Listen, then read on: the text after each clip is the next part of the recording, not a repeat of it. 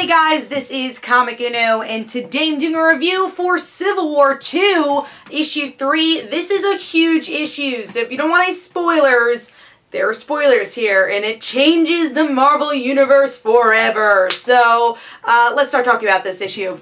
Now, we have Hulk on the cover, so that was the little vision that we saw in issue 2, so that is continued, and it's a big Hulk issue.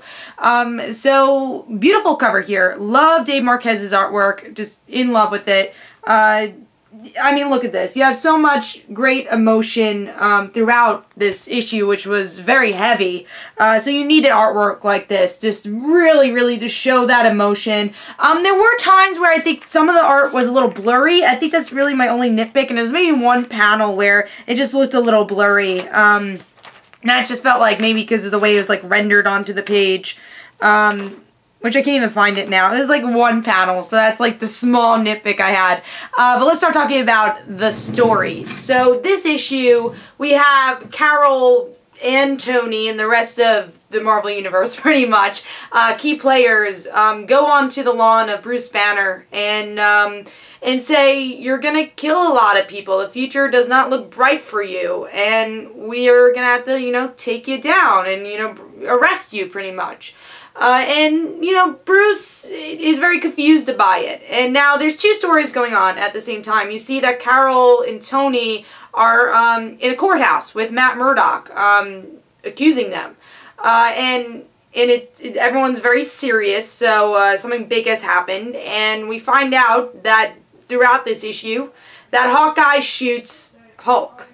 And Hawkeye says that the reason he did this is because Bruce had a meeting with him and said, if you ever see the Hulk, kill me. And I know you're the only one who could do it. And Hawkeye says, I saw the Hulk in his eyes. I needed to do something. And he dies. And now it's this thing that's up in the air. Is like, well, how do we feel about the Avengers and everyone else being able to see the future because of this Ulysses guy? Does this mean something? This kind of changes the law. Just because Clint had this meeting, what does this mean? Is he gonna go off free? We don't know the verdict by the end of the issue. I think that's the only small nitpick I really have, is that you don't find out. But at the same time, it's like, oh my god, I need to pick up the next issue and hopefully find out what happened. Because Tony's like, oh, I already know what happened. But we don't know. Well, you could kind of guess that Clint gets off, you know? He gets off because he's upset. So it's like, kind of a cliffhanger, but kind of not. They just don't give you the straight answer of, alright, Clint is free because of what he did and because of this whole Ulysses thing. So that's the issue. Bruce dies in this issue, and Hawkeye's who's behind it. I really enjoyed this issue, and I've been pleasantly surprised by Civil War II. I haven't really liked a Marvel event in a long time, because I feel like a lot of times when they have the event, nothing really happens, and they're like, well, you must read the next event to actually get progression. But here, I think these are events, and we see that they're going to be spin-off series like The Fallen and The Accuser. Fallen, which I'm really excited for, that Greg Pak is writing, where the Hulk family is going to be dealing with Bruce's death. I'm very excited, especially to see Betty there. Now we have two Hulks that are down. She-Hulk, which we don't know what really happened to her yet, and who's, I guess, just in a coma, and now Hulk himself. Which is interesting, because I feel like this is a character that, you know, had weight, but at the same time, they didn't really know what to do with for a long time. So it's also a character that makes sense to take out of the Marvel Universe for a little while and enhance the story with the other Hulk family members. Because now, you know, Betty's not Red She-Hulk anymore. You have the totally awesome Hulk, but I'm very excited. It actually gives me more excitement for the Hulk stories, where previously I really didn't have that. The only time I really liked the Hulk's series and story in recent memory was Doc Green's story. And that didn't really last that long. Even Totally Awesome Hulk, I mean, I pick it up, but I'm not totally excited for. But now with these events that are hopefully tying into all those other books, it makes me excited. So I think this was a death that was worth it, and it gave weight. Now going to Hawkeye being the killer, I thought was perfect too. Now that we know why Kate's the lead of Hawkeye instead of Clint. And he's part of this Occupy Avenger thing, which I'm very interested to see now. So I think with this story, which what all events should do, it reinvigorated a part of the Marvel Universe that I wasn't interested in before. So I really loved this issue. I thought the emotion was there.